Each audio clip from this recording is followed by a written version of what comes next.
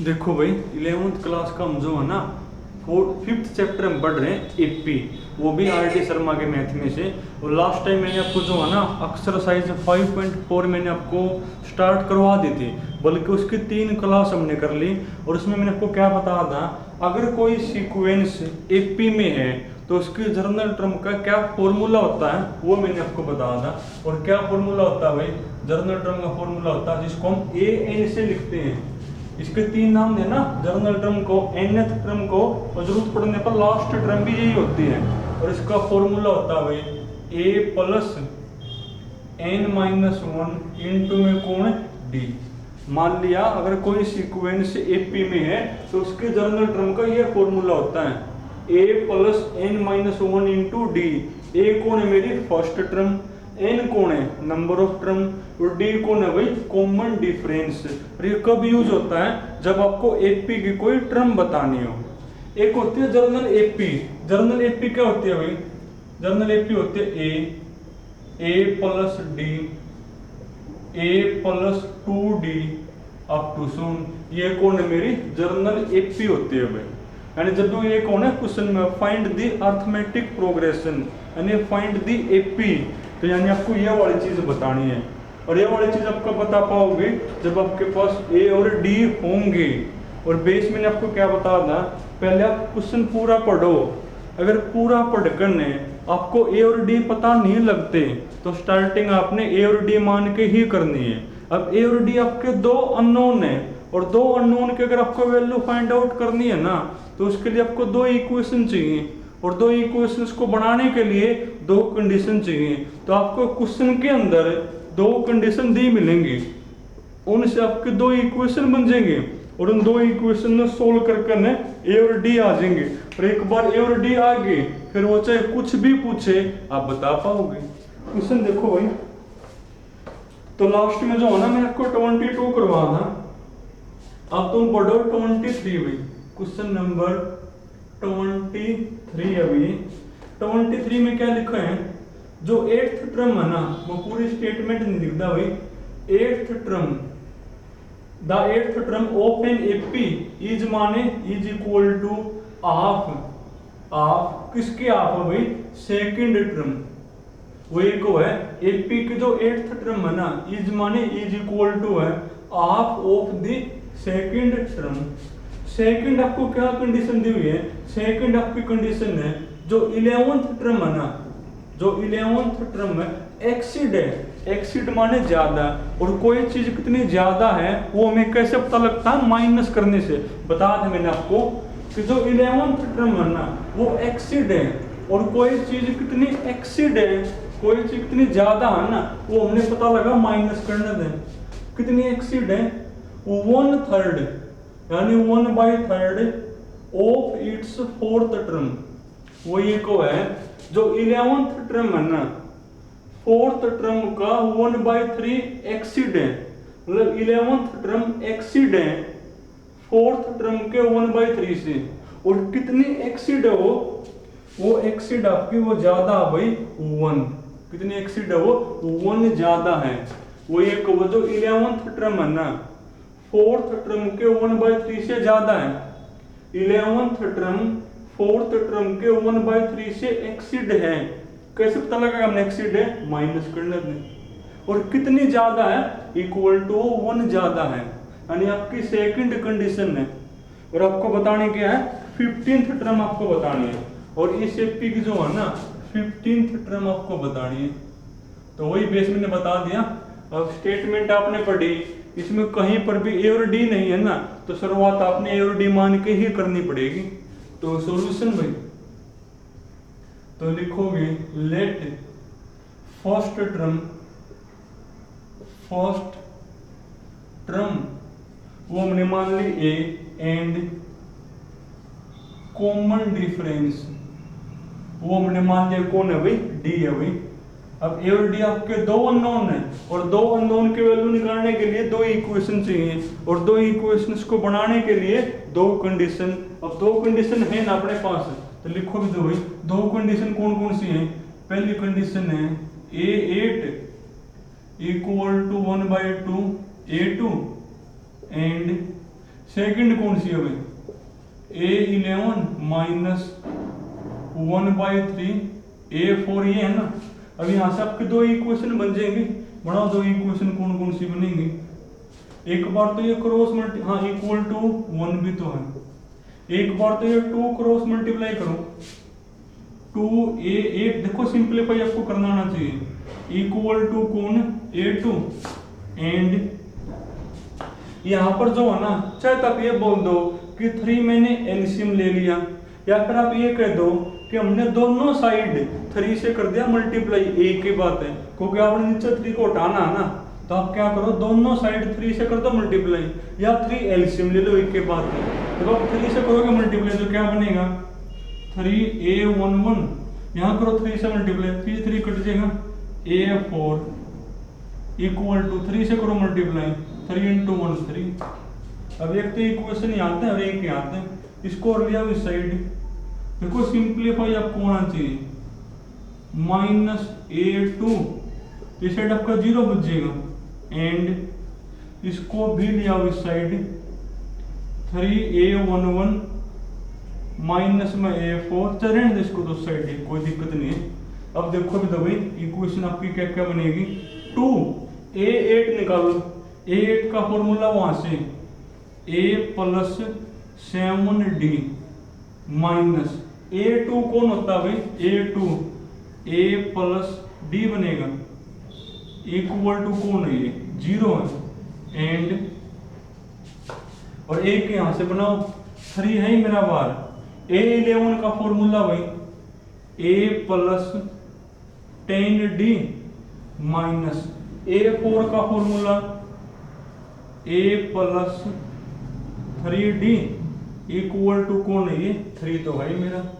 अब ये 2 करो अंदर मल्टीप्लाई, देखो ये 16 आपको आना चाहिए भी करना, इसमें तो कोई है नहीं खास बात, तो 2A + 2 की यहाँ करो 14D, ये माइनस को ले जाओ अंदर, -A माइनस का D इक्वल टू कौन 0, यहाँ पर भी 3 करो अंदर मल्टीप्लाई, देखो यहाँ से आपके दो इक्वेशन बन जाएंगे, उन सोल्व करके ने दो वैल्यू आ जाएगी आपकी 3A यहाँ 30D, माइनस को ले जाओ अंदर -A माइनस का 3D इक्वल टू कौन 3B।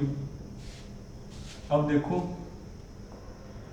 करो इकट्ठे एक बार, 2A मत A गया A, 14D मत D गया, यानी कितना बनेगा 13D इक्वल टू कौन 0। सेकंड कौन होगी भाई, 3A मत A गया 2A इक्वल टू 0 है ना, इसको बल्कि आप इक्वेशन नंबर 1 मान लो। यहां से 3A मत A गया 2A 30D मत 3D गया भाई 27D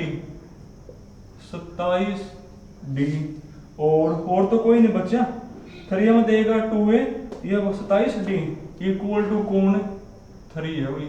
इसको इक्वेशन नंबर दोनों को सोल्व करो, इसकी वैल्यू आ जाएगी A और D, एक बार A और D आ गई तो फिर आपकी 15th टर्म भी आ जाएगी। अब तरीके वही हैं, 3 मेथड आपने पढ़े 3rd चैप्टर में, एलिमिनेशन, सब्स्टिट्यूशन और क्रॉस मल्टीप्लिकेशन। क्या होता है एलिमिनेशन में, या तो A के सेम बना लो या फिर D के सेम बना लो, या फिर कर लो सब्स्टिट्यूशन दें। क्या होता है सब्स्टिट्यूशन में, यहाँ से A निकाल कर ने इसमें कर दो पुट, दोनों बात बराबर है, किसी से कर लो भाई।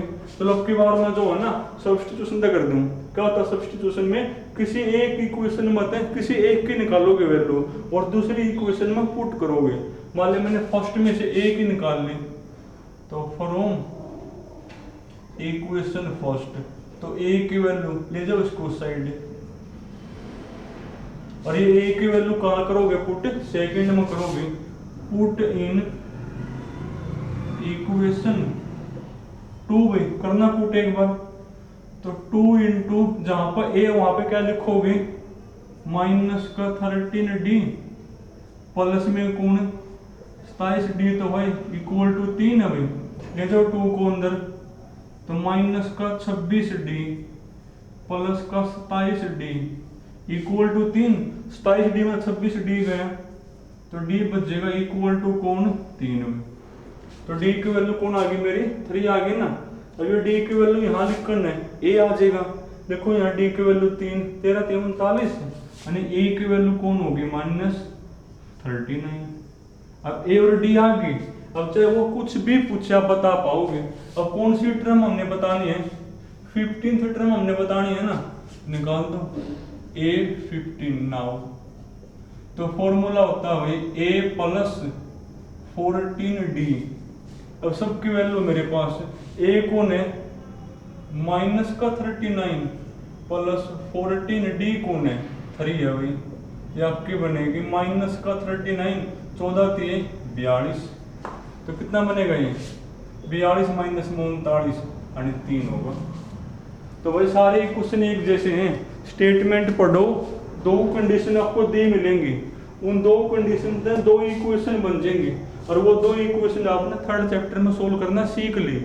तो वहां से ए और डी की वैल्यू आ जाएगी। एक बार ए और डी आ गई तो जो टर्म बताना उसमें लिख दो ए और डी आंसर आ जाएगी। ये आपका 23 हो गया भाई। 24 है ना, ये तुमने करना भी सेम है बिल्कुल, बल्कि इसमें आपको एपी बतानी है।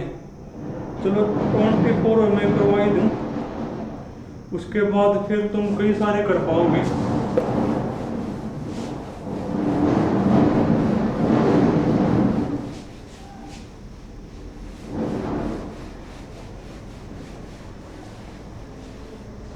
देखो 24 में क्या कहा है, find the AP. Question number 24, इसमें एपी बतानी है। अब जिसको ये ही नहीं पता कि एपी कौन होते हैं वो देखो बता ही नहीं पावा। एपी क्या होती है a plus d a plus 2d, उसका नाम एपी है। अब आपको उसके लिए ए और डी चाहिएंगे नहीं, तो आप स्टेटमेंट पढ़ोगे। अगर आपको स्टेटमेंट पढ़ गए और डी पता लग गए तो ठीक है, ना तो मान के शुरू करनी पड़ेंगे। तो एपी बतानी है आपने।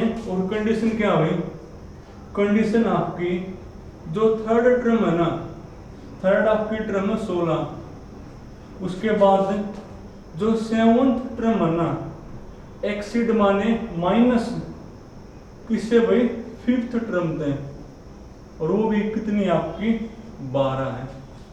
जो 7th टर्म है ना 5th टर्म थे एक्सीड है।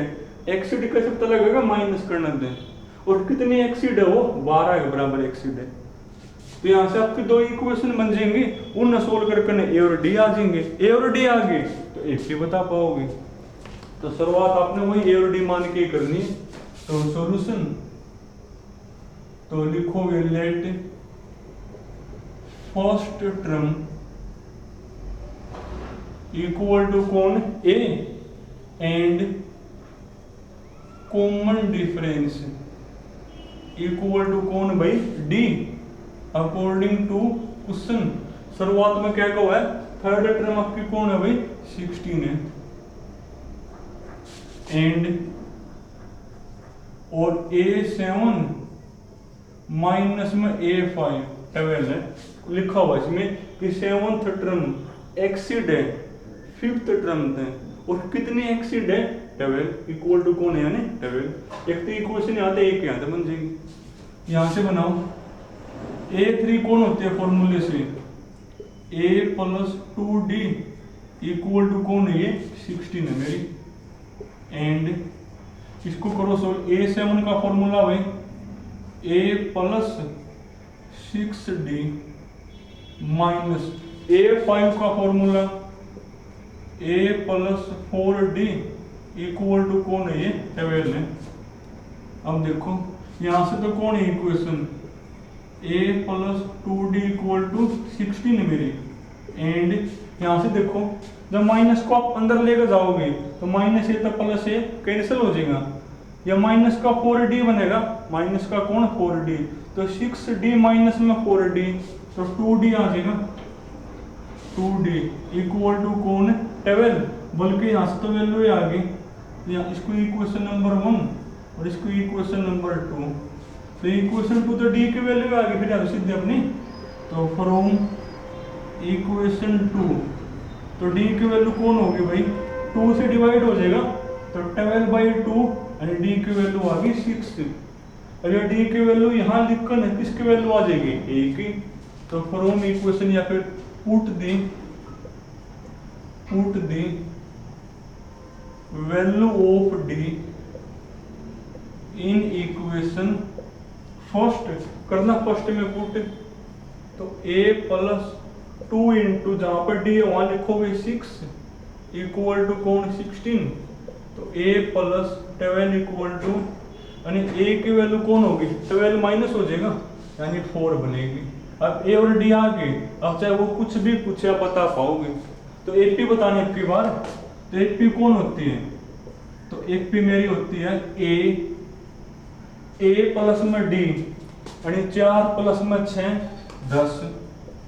a प्लस में 2d आपको वो करना ही नहीं, आप इस टर्म में d जोड़ो, अगली टर्म आ जाएगी AP की, इसमें d जोड़ो 16 यानी यो a प्लस में 2d मिलेगा आपने, पक्की बात है। फिर इसमें d जोड़ो 16 6 22 ये होगी वो AP। तो जब भी कहो AP बताओ यानी आपको वही वाली चीज बतानी है a प्लस में d a प्लस में 2d अप टू सो। उसके लिए आपको a और d चाहिएंगे, अगर क्वेश्चन में ना हो तो मान लियो। अब ये दो अननोन है और दो अननोन को सोल्व करने के लिए दो इक्वेशन चाहिए, और दो इक्वेशंस को बनाने के लिए दो कंडीशन गिवन है भाई। वहां से आपकी दो इक्वेशन बन गई, बल्कि तो सीधे सेकंड डी की वैल्यू आ गई, वो डी की वैल्यू यहाँ लिखी फर्स्ट में तो ए आ गया, ए और डी तक AP आ जाएगी। और देखो भाई 24वां 25वां 7th टर्म ये है, तुम कर लोगे भाई 26वां, और 26वां के बाद कई सारे सेम है भाई। तो चलो 26वां तो मैंने करवाना ही पड़ेगा, थोड़ा सा तो अलग है।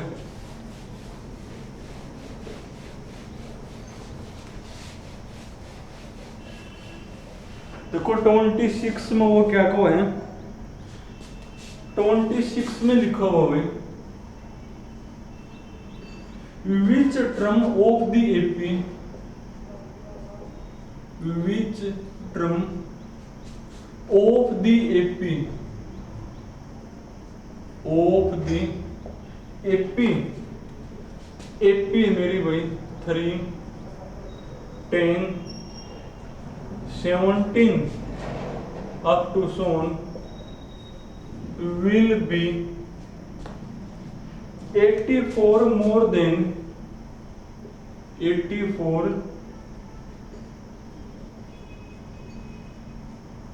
more than its 13th term में। देखो कई बार बता लिया, अगर आपको मैथ के अंदर स्टेटमेंट समझ में आ जाए ना तो क्वेश्चन के अंदर कुछ भी नहीं होता भाई।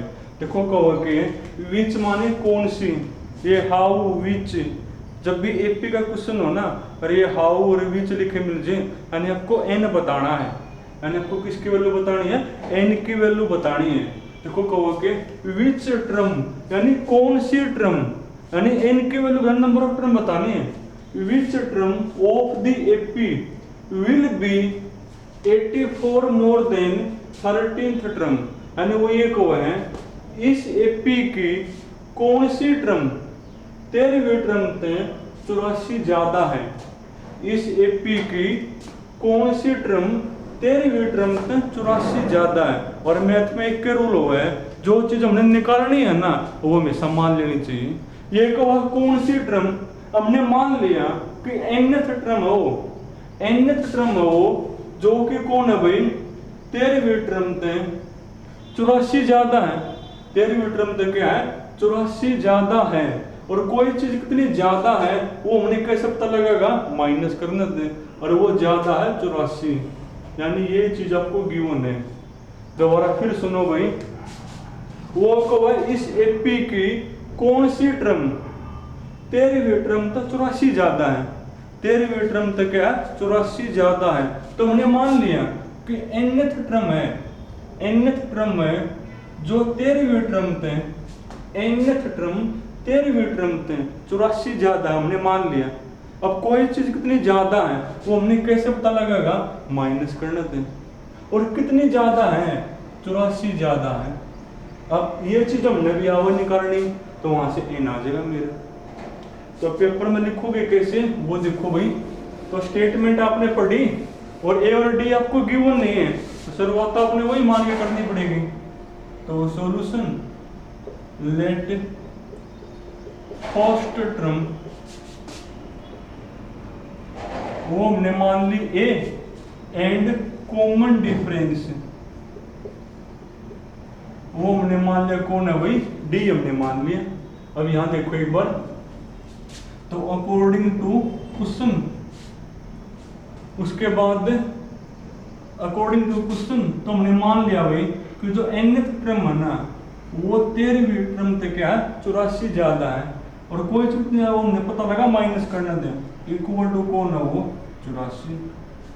अब ए एन हमने भी आवा निकालना, क्या होता है एन का फॉर्मूला, ए प्लस एन माइनस 1 इंटू में कौन डी माइनस A13 हमने भी आवा निकालना, A13 आपका बनेगा A plus 12D equal to कौन है भाई 84 है मेरी। हाँ एक चीज और भाई, A और D आपने माननी किसी की है, अब की बार तो AP गिवन है ना, जब AP आपको गिवन है तो A और D तो आपके वैसे ही आ जाएंगे, फिर वो तो आपको मानने ही नहीं, वो तो ये आपने गलत मान लिया भाई, A और D तो आपने मानने ही नहीं। क्यों, अब की बार AP गिवन है, अगर AP आपको गिवन है तो A और D तो आपके आ जाएंगे फिर वो।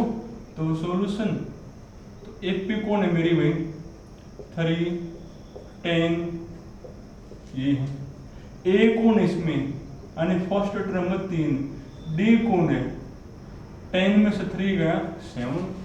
अब कहोगे है इस AP की कौन सी टर्म, तो हमने मान लिया nth टर्म, वो कौन सी है nth टर्म में be the term of an AP, फिर लिख दो line will be 84 more than 13th term. हमने खुद मान लिया कि nth टर्म में जो 84 ज्यादा है 13वीं टर्म से, nth टर्म में जो 13वीं टर्म से 84 ज्यादा, कोई चीज कितनी ज्यादा हमने कह सकता लगा माइनस करना था, और इक्वल टू कौन है वो 84। अब लिखो ए एन का formula a plus A3 plus n minus 1 d कौन है 7 माइनस भाई A13 कौन होगा a प्लस यानी 3 प्लस 12 और d कौन है 7 इक्वल टू कौन है ये 84। कर दो सोल्व भाई, सोल्व आपको आना चाहिए करना, 3 प्लस 7n माइनस में 7, माइनस को ले जाओ अंदर, चाहे इसको सोल्व कर लो, 12 से 84 प्लस में 3 कितना बनेगा 84 और 3 87 इक्वल टू कौन है 84 है ना, कितना बनेगा भाई देखो एक बार, 7n तो है माइनस के 7 और माइनस के 87 माइनस के 94 माइनस के 94 प्लस में 3 यानी माइनस के 91, और माइनस का जो 91 ले जाओ उस साइड तो प्लस का 91 हो जाएगा, और प्लस में 84 तो है, जोड़ियो भाई एक बार ये कितना बनेगा अपना, तो 7n इक्वल टू 4 1 5 9 8 17 यही बनता होगा। तो इनके वैल्यू कौन होगी 7 दूनी 14 और 7 दो 5 35 यानी 25वीं टर्म बनेगी वो। 25 में आपकी वो वाली टर्म है, अगर आप 25वीं टर्म का जो डिफरेंस है ना वो 13वीं टर्म तक निकालोगे तो वो कौन होगा 84 होगा, ये बनेगा।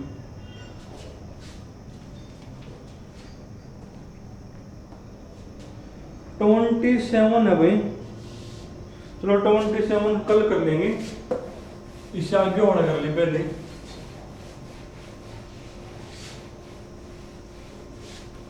इससे आगे वाले में क्या कहो भाई, for what value of n, for what value of n 28 है भाई, क्वेश्चन नंबर 28 में लिखा हुआ है for what value of n the nth term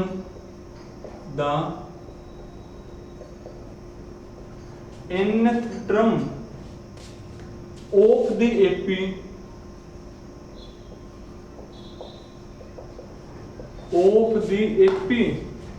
AP है मेरी भाई 63 65 67 अप टू सोन एंड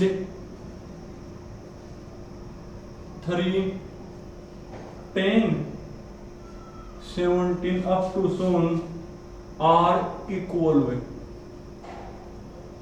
पढ़ना एक बार क्या कहो, for what value of n, यानी एन की किस वैल्यू के लिए इन दोनों एपी की nth टर्म बराबर होंगी। एन की किस वैल्यू के लिए दोनों एपी की nth टर्म इक्वल होंगी। तब क्या करो, दोनों एपी की nth टर्म निकाल लो, वो रख दो इक्वल, तो वहां से एन आ जाएगा। वो ये को है एन की किस वैल्यू के लिए कि एन की मैं क्या वैल्यू लूं कि इनके nth टर्म बराबर हो जाए। तो आप इनके nth टर्म निकाला बराबर रख दो, तो वहां से जो होगा वो इनकी वैल्यू हो जाएगी।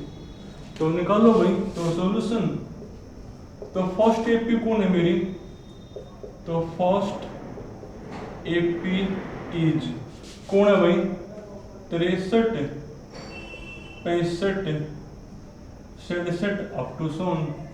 ए कौन इसके अंदर है, ए है भाई 63, डी कौन है 65 माइनस में 63 यानी 2 है, तो इसकी nth टर्म कौन होगी नाउ, तो इसकी nth टर्म बनेगी a plus n minus 1 into में डी कौन है मेरा 2, यानी आपने इसके nth टर्म निकाल ली। ऐसे ही क्या करो, इसकी भी nth टर्म निकाल लो, वो इक्वल हैं, वो क्या इक्वल हैं, तो वहां से n की क्या वैल्यू आओगी वो बतानी है। तो इसकी भी निकालो, nth टर्म क्या बनेगी, तो अगेन सेकंड एपी इज वो कौन है मेरी 3 10 17 अप टू सोन, ये मेरी सेकंड एपी है भाई। इसमें ए कौन है 3, डी कौन है 10 माइनस में 3 7, तो इसकी nth टर्म क्या बनेगी, तो इसकी nth टर्म बनेगी a प्लस n माइनस 1 और इंटू में डी कौन है मेरा 7 है।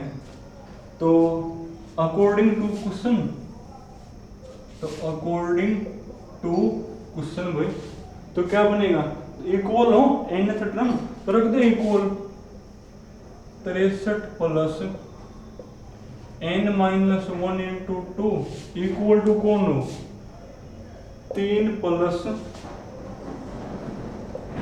n माइनस 1 इंटू 7 हो मेरी, थोड़ी इंक डाल ले भाई।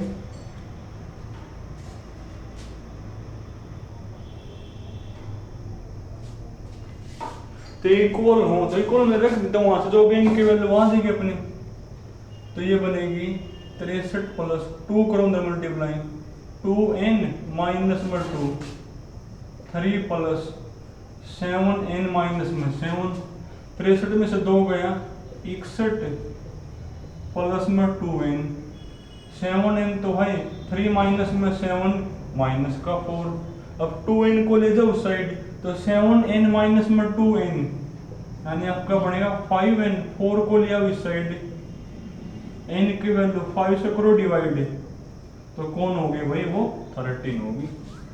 इसमें कुछ भी नहीं था भाई, दो एपी हैं उनकी nth टर्म इक्वल है, तो रख दिया हमने इक्वल, तो वहां से ये कहोगे n की क्या वैल्यू होगी वो बताओ, तो वहां से सोल्व करके जो आ गया वो निकाल दिया हमने।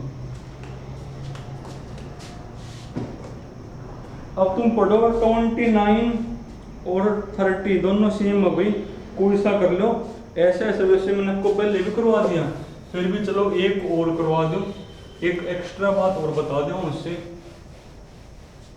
देखो क्या को है 30 में लिखा हुआ है,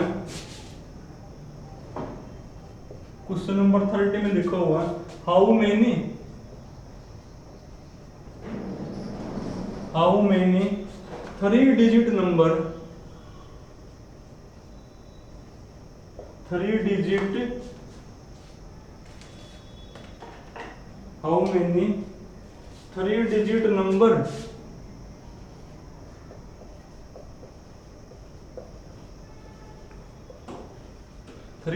number are divisible by 7 are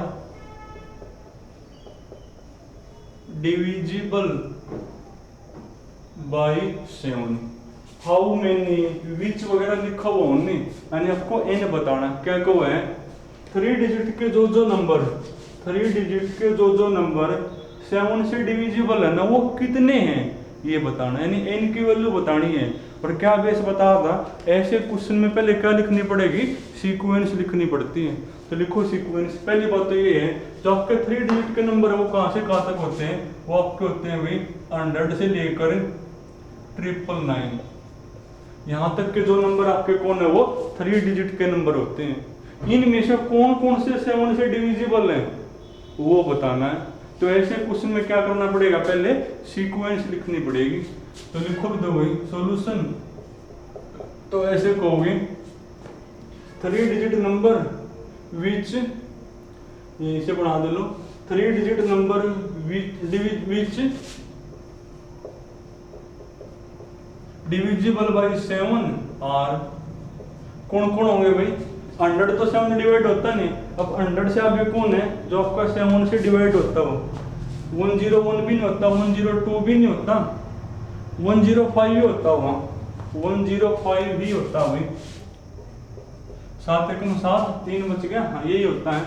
उसके बाद इसमें 7 जोड़ो 112 होता मिलेगा, इसमें 7 जोड़ो 119 अप टू 7। अब दिक्कत ये है कि 999 से पहले कौन है जो आपका 7 से डिवाइड होता है। मान लो आपको पता लगता है कौन है, तो आप क्या करोगे, जो 999 है ना इसको 7 से करो डिवाइड। 7 एकम 7, 2 9 उतार लिया, 7 चौक 28, 1 9 उतार लिया, 7 दूनी 14, 19 14 गया 5। और जो आपका रिमाइंडर आओ ना वो इसमें से माइनस कर दो, यानी वही नंबर है जो इससे पहले क्या होता मिलेगा डिवाइड। तो 999 माइनस में 5 कितना बनेगा भाई, यानी 994 होगा। यानी 999 से पहले कौन सा नंबर है जो 7 आपका डिवाइड हुआ है, ये होगा 994 बनेगा। अब बताना क्या है, काउंटिंग में कितने हैं, क्या बेस बता रखे हैं, लास्ट टर्म कौन है 994 है, और अपना लास्ट टर्म कौन होती है an, यानी an की वैल्यू कौन है 994, और an की वैल्यू हमने भी आवा निकालनी, तो वहां से n आ जाएगा।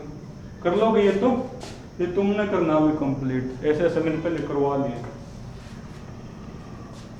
31 जैसा भी करवा दिया आज ही, 32 जैसा भी करवा दिया, 33 मैंने पहले करवा रखे हैं कि अगर आपको एपी की पीछे से कोई टर्म बतानी हो ना तो क्या फॉर्मूला है, L minus n minus 1 into D. L last की टर्म, n जो आपको बतानी है पीछे, तो d कौन कॉमन डिफरेंस। 34 भी ऐसा ही है, 35 भी जैसा मैंने करवा दिया, 36 37 38 जैसे जो करवा दिया। यानी अब जो तुम है ना मेरे हिसाब से क्वेश्चन कर पाओगे भाई 41 तक करने आपने भी, 41 तक, और कल मैं आपको ये आगे वाले करवाऊंगा फिर 41 तक आपको सारे करने हैं। तो भाई चलो आज के लिए इतना ही, बाकी फिर कल करेंगे भाई।